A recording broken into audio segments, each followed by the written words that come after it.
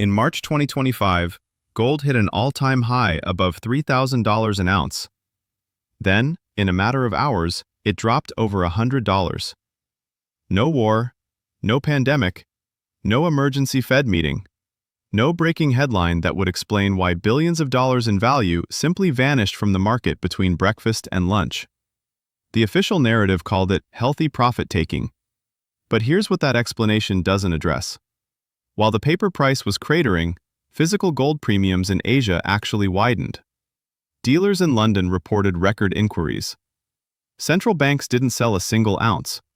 So if everyone who actually holds gold wanted more of it, who exactly was taking profits? And more importantly, who was on the other side of that trade? This wasn't a pullback. This was a pressure test. And by the end of this video, you'll understand who benefits when the paper price disconnects from physical reality, how the mechanism actually works, and why this exact pattern has appeared before every major monetary reset of the modern era. You'll also understand why investment demand for gold is now hitting levels we haven't seen in over a decade, and what that signals about where institutional money believes we're heading in 2025 and 2026. Welcome to the Jack Goldsman. If you're new here, this channel exists because the financial system has a language it speaks to insiders and a different language it speaks to you. My job is to translate. Subscribe now if you want to keep seeing these translations, because the algorithm doesn't favor content that questions the official story. Hit the notification bell. And understand something clearly before we go any further. This is not financial advice. I'm not telling you to buy, sell, or hold anything. I'm showing you data, I'm showing you patterns, and I'm letting you decide what they mean for your own situation. Now let's talk about what's actually happening in the gold market. The week of March 17, 2025 will be studied for years. Let me walk you through it hour by hour because the speed matters. On Monday, gold opened strong, continuing a rally that had been building for months. Institutional flows were positive. ETF holdings were climbing. The narrative was simple: inflation concerns, geopolitical uncertainty, central bank buying. All the usual explanations. By Tuesday afternoon, gold had crossed the $3,000 mark. Financial media ran celebratory segments. Retail interest spiked. Google searches for how to buy gold hit a 12-month high. Then came Wednesday. At approximately 2:47 a.m. Eastern Time, before most American traders had their first cup of coffee, a massive sell order hit the futures market. We're talking over 15,000 contracts in under 20 minutes. The price dropped $40 in what felt like a single breath. By the time London opened, the damage was done. Stop losses had triggered. Leveraged positions had been liquidated. Margin calls were going out to traders who had been profitable just 8 hours earlier. And here's the part that should make you pay attention. The selling was concentrated almost entirely in the paper market. COMEX futures, not physical delivery, not actual metal changing hands. By Thursday, the price had stabilized, but the damage to retail sentiment was complete. Forums were filled with people asking what they did wrong. Financial advisors were telling clients that gold was too volatile for conservative portfolios. The narrative had flipped in 72 hours from gold breaks records to gold proves it's too risky.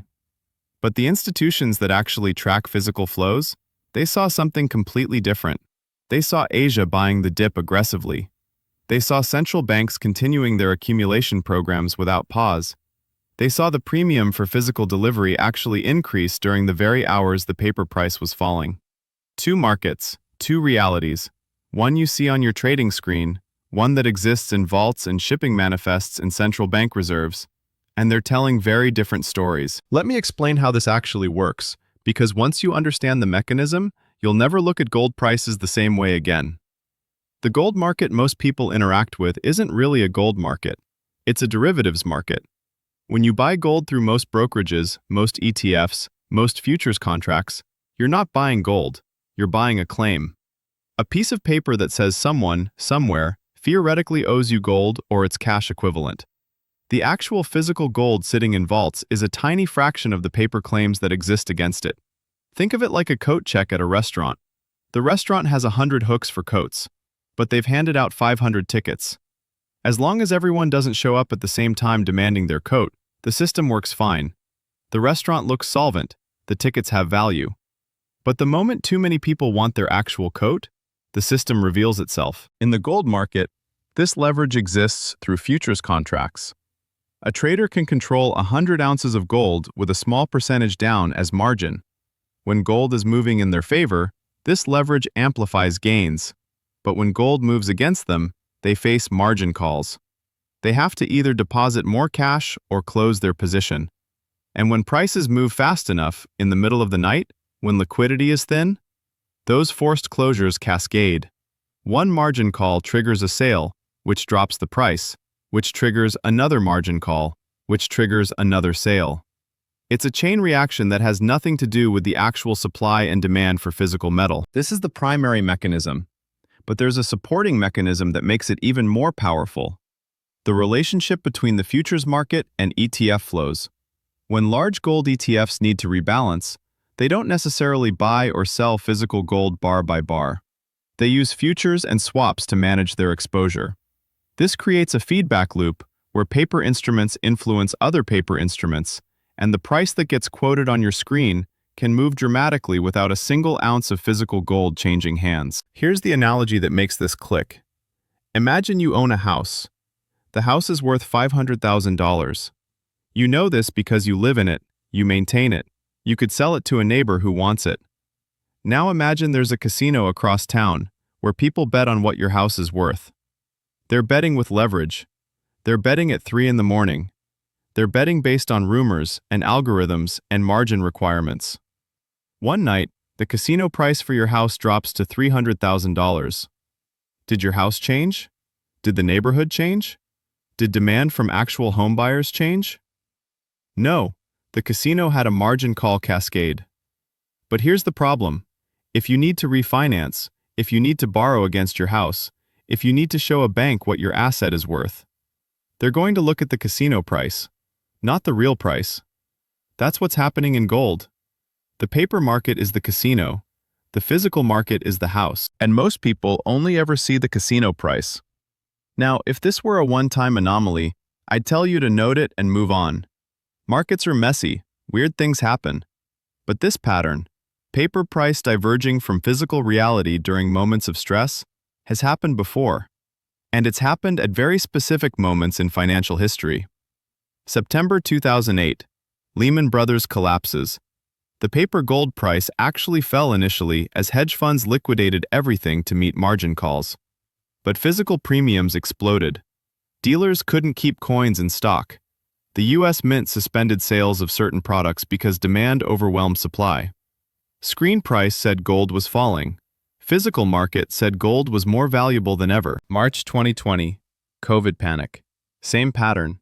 Paper gold sold off violently as leveraged positions unwound. Physical premiums hit levels not seen in decades. The spread between futures prices and spot prices blew out to over $70 at one point, a gap that simply shouldn't exist in an efficient market. But it existed because the paper market and the physical market were responding to completely different forces. Once is an accident, twice is a coincidence, 3 times is a pattern. And we're now seeing the pattern repeat in 2025. But here's what makes the current moment different, and why investment demand data matters so much. In 2008 and 2020, the physical demand spike was largely retail. Small buyers panicking into coins and small bars. What we're seeing now is institutional. Central banks bought more gold in 2024 than any year on record. Sovereign wealth funds are increasing allocations. Pension systems in Europe and Asia are adding physical gold to their reserves for the first time in decades. When the World Gold Council released their Q1 2025 data, investment demand had surged to levels that suggest this isn't a trade. It's a repositioning. Large pools of capital don't move into an asset class as a quick trade. They move because their models, their actuaries, their risk committees have concluded that the composition of a prudent portfolio is changing. And that kind of institutional shift doesn't reverse in quarters. It plays out over years. In the 1970s, when the post-Bretton Woods monetary system was being established, gold went through multiple violent corrections while the underlying trend remained up. 40% drawdowns within a larger 3,000% bull market. Each correction shook out leveraged speculators. Each correction reset sentiment. And each correction was followed by new highs because the fundamental driver, monetary system restructuring, hadn't changed. The data suggests we may be in a similar period now, not because I have a crystal ball, but because the behavior of institutions that have access to information most of us don't is pointing in a consistent direction. I want to speak directly to you now, not to the market, not to the algorithms, to you, the person watching this. I know you're scared. Gold went up, you felt good. Then it dropped, and you felt like an idiot. You're wondering if you bought the top. You're wondering if the whole thesis was wrong. You're checking the price every hour, even though you told yourself you wouldn't. I've been there. Everyone who's ever held a position through volatility has been there. I know you're confused. The financial media is telling you one thing, the price action is telling you another. The people who've studied this for decades are saying something else entirely. You don't know who to trust. You don't know what information is real and what's propaganda. You're trying to make a decision that could affect your family's financial future, and you feel like you're navigating in the dark. And I know some of you understand. You've seen this movie before. You know that volatility is the cost of admission for holding an asset the system doesn't control. You know that paper prices can diverge from physical reality for extended periods. You're not worried about a $100 drop. You're positioned for a multi-year thesis. You're here because you want confirmation that you're not crazy. To the scared, your fear is rational. Volatility is real. But ask yourself, are you scared because the fundamental thesis changed, or are you scared because the price changed? Those are two very different reasons. If central banks reversed course and started selling, if inflation collapsed to zero, if geopolitical tensions resolved overnight, that would be a thesis change. A leveraged cascade in the futures market at 3 a.m.? That's not a thesis change. That's the mechanism I just explained doing exactly what it always does. To the confused, your confusion is also rational. You're being told conflicting stories. Here's how I navigate it. I watch what institutions do, not what they say. When media sentiment turns negative but physical demand stays strong, I note the divergence. When paper prices fall but delivery premiums rise, I note the divergence. The divergences tell you more than the headlines. To those who understand, stay humble. You don't know the timing. No one does. You could be right about the direction and wrong about the timeline by years. Being early feels exactly like being wrong until it doesn't. Manage your position size accordingly. This is not financial advice. I'm not a licensed advisor. I don't know your situation, your risk tolerance, your time horizon, or your goals. What I'm offering is a framework for understanding what you're seeing. What you do with that framework is entirely your decision. But I will say this. The difference between paper exposure and physical ownership is not a trivial distinction. If you own shares in a gold ETF, you own a financial claim. If you own physical gold in your possession or in allocated storage, you own an asset with no counterparty risk. These are different things. They behave differently during stress. They have different legal statuses. They have different historical track records during monetary resets. Understand what you actually own. Let's zoom out and talk about what the investment demand data is actually telling us. According to the World Gold Council and other industry sources, gold investment demand in late 2024 and early 2025 hit levels not seen since the European debt crisis and the COVID shock. But the composition of that demand is what matters. In previous demand spikes, retail buyers drove the marginal activity. This time, institutional allocations are leading. Pension funds that had zero gold exposure for decades are adding positions. Family offices are increasing from 2% allocations to 5%. Central banks, not just the usual suspects like China and Russia, but increasingly banks in Europe and the Middle East, are diversifying reserves at an accelerating pace. Why does this matter? Because institutional money doesn't move on headlines. Institutional money moves on models. And the models are telling these allocators something that hasn't changed despite short-term price volatility. The risk-adjusted return profile of holding some gold in a portfolio has improved relative to traditional alternatives. What changed? The math changed. When interest rates were zero, the opportunity cost of holding gold was low. Gold doesn't pay a dividend, but neither did bonds. When rates rose, the narrative said gold should suffer, And for a while it did. But now rates are plateauing or declining, deficits are expanding, debt levels globally are hitting records as a percentage of GDP, and the currency stability that underpin bond math is being questioned by the same actuaries who design pension portfolios. The models adapted, the allocations followed. This is not speculation. This is data suggesting that the marginal dollar entering the gold market in 2025 and 2026 is different in character from the marginal dollar that entered in previous cycles. It's more patient. It's larger. It's less likely to panic during a paper price drawdown because it was never primarily focused on short-term price appreciation in the first place. It's focused on portfolio construction, on risk mitigation, on owning an asset that behaves differently than equities and bonds during tail events. If that's the character of the new demand, then the implications for price are significant. Not because of speculation, but because of flow dynamics. Large institutional allocators don't trade in and out. They accumulate. They take supply off the market. They hold. And when enough of them are doing the same thing, supply-demand balances shift in ways that short-term paper market dynamics can't override forever. I can't tell you what gold will do tomorrow. I can't tell you what it will do next month. Anyone who claims certainty about short-term price action in any market is either lying or delusional. What I can tell you is what the data suggests about the direction of travel. Data suggests institutional demand is rising. Data suggests central bank accumulation is continuing. Data suggests paper market leverage remains high, which means volatility events like what we saw in March 2025 will continue to happen. Data suggests physical premiums tend to rise during these events, which indicates that people who actually want the metal use price drops to acquire it. If this pattern holds, and I emphasize if because patterns can break, then the investment demand records we're seeing aren't the end of a story. They're the beginning. They're the footprints of capital repositioning for a world where traditional portfolio construction needs to be rethought. What does that world look like?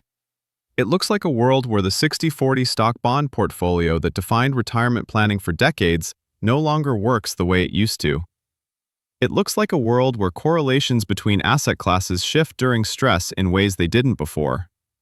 It looks like a world where currency stability, which has been the background assumption of all financial modeling, becomes a variable rather than a constant. Gold doesn't need to be the answer to every question in that world, but in that world, the question, should I own some gold, has a different answer than it did when rates were at 4%, inflation was at 2%, and deficits were manageable. The institutions updating their models have noticed this. Their allocation changes tell you what their conclusions are. This is Jack Goldsman, and I want to leave you with one thought. When you see a violent price move in the gold market, you're not seeing what gold is worth. You're seeing what a leveraged derivative of gold is trading at during a moment of illiquid stress. The screen is not reality. The paper is not the metal. The price on your brokerage app is the output of a mechanism designed to allow speculation, not a verdict on the value of what you own. They call it volatility. I call it the system showing you how it works when no one's supposed to be watching. They call it profit-taking. I call it forced liquidation disguised with a polite name. They call it a healthy correction.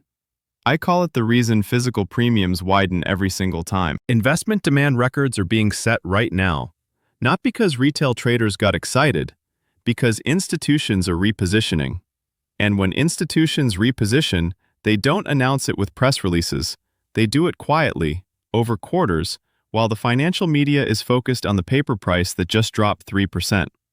After what you've seen in this video, after understanding the mechanism, after seeing the historical pattern, after watching what institutional money is actually doing, are you holding?